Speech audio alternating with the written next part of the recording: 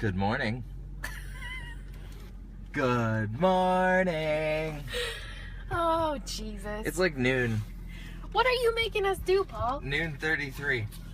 We are driving 26 miles to Phoenix for brunch at a place called Snooze AM Eatery. Apparently they have the best eggs Benedict and too many pancakes to name. So, sounds like it's worth the drive. We'll see. Now. Go ahead. So we just got here and we're outside. We actually only waited 15 minutes and everybody's waiting at the door. We thought it was going to be like an hour. We were going to get here like 5 minutes before they close. Yeah. And it's actually really nice out. But I was just hanging out. Hi. Hi. What did you get? Oh yeah, latte. Hey. What's that? Oh. Okay, so I got the OMG French toast, which is stuffed with mascarpone and then has this sea salt caramel sauce drizzled on top of it. And it looks like it was dipped in a custard. Okay. I don't even know. This is 3 different pancakes. I think this is a blueberry Danish, pineapple upside down cake, and sweet potato.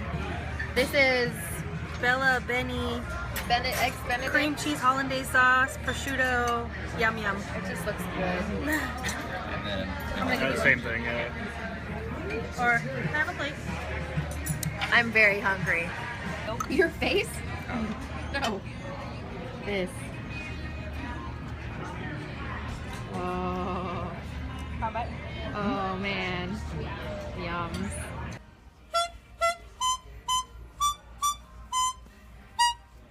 No, next one. That one. Oh. That's what it says, but that's wrong. No, it's right. It's just out of tune.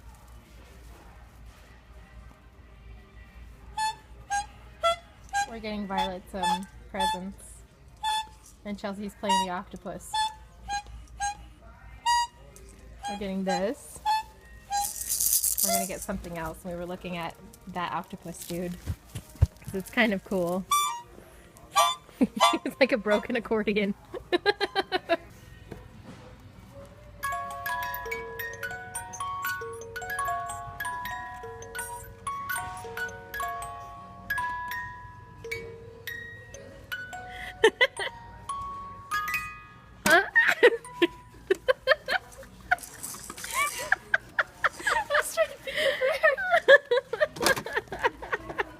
We found it. No, do it really close. The creepiest thing.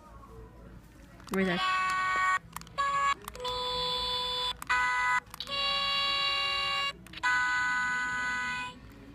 Wait. Here. Okay, now. Wow! Show me again. Right there, yeah. Look at it. That's so terrifying. Right there. I don't like that at all. That's awful. Chelsea found the best thing.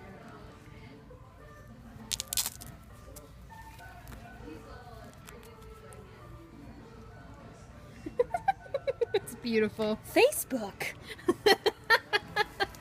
Kaylee. It wasn't bad, but the colors became muddy, and ultimately, it just didn't read snake. Who is going home tonight? Person going home tonight is Kaylee. It came down to 2 things. It didn't look like a snake, and the most G.I. Joe thing about her was her outfit. Caitlin, I'm so sorry, but you have been eliminated. That means Rachel and Sasha, you both are safe this week and can head back to the makeup room. Why don't you just hit yourself in the head? Kaylin, don't let this make you feel down. Use this as a platform to improve. We look forward to seeing you again. Thank you so Oh. much for the opportunity. It's been the most amazing experience of my life, and I'll never forget it. Hi everybody. So today's been an off day for both of us. We've just kind of being overwhelmed with being tired all of the time and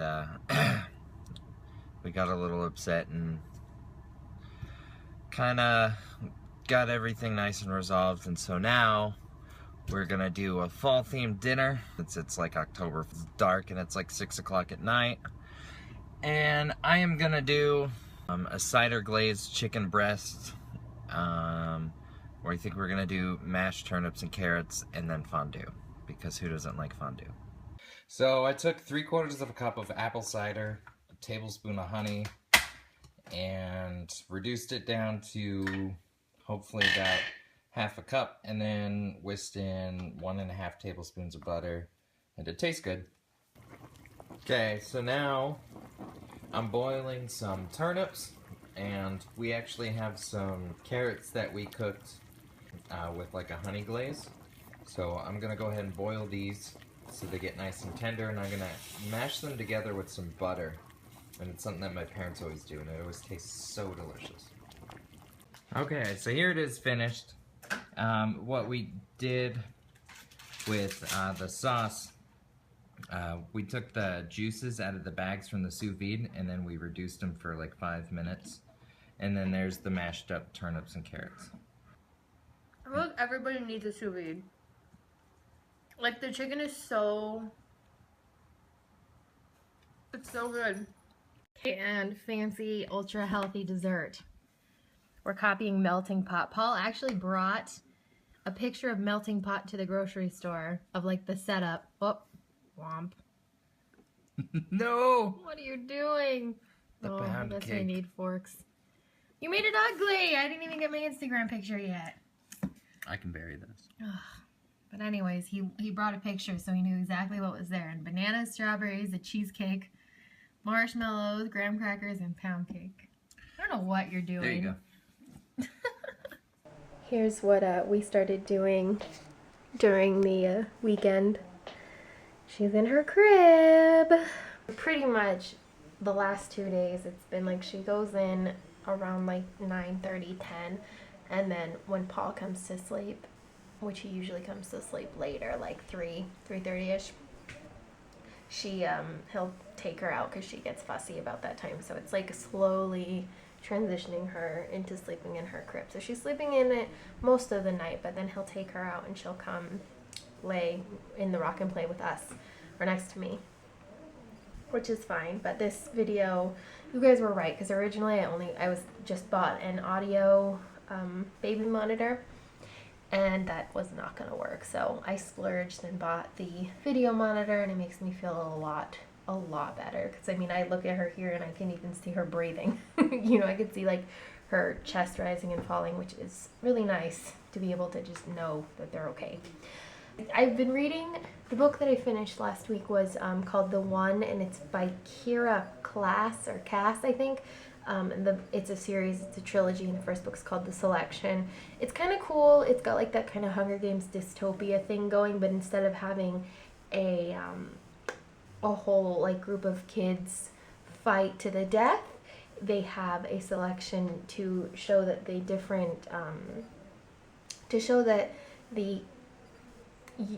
nation is like one. They have a common girl marry the prince, so they have like basically like a reality show about selecting who he's gonna choose to be the princess. And I liked the first 2 books. The third one was okay. Just the main character kind of bothered me and how her thought process went, I guess, because she would like, you know, it's the whole trio thing too, where it's like there's some guy from back home, but then there's the prince, and like it just, some things kind of pissed me off because it just, how wishy-washy she was with decisions, I guess.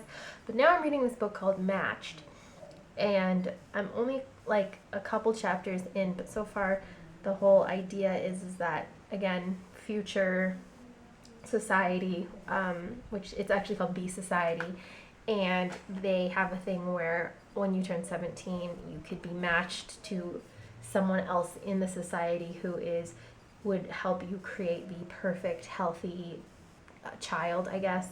And it's interesting because the way that it is very like set rules and stuff in the way that the society is run. Like, she has a grandfather who is old, and everyone dies at 80. Like, on their 80th birthday, they just their body starts to shut down, and there's a lot of things that I haven't really had unfold yet, but it kind of shows how, just from the way that the main character talks or thinks, it's how ingrained, like, it kind of reminds me of North Korea, if that makes sense, and how they believe everything is right, and their leader, and like how dedicated they are to it because it's all they know. Like, that kind of is how this character is, and she's going with things, and she's thinking things that, you know, someone with free will that knows otherwise, like myself, is like, that's not right. And I don't know, it's kind of a good book so far.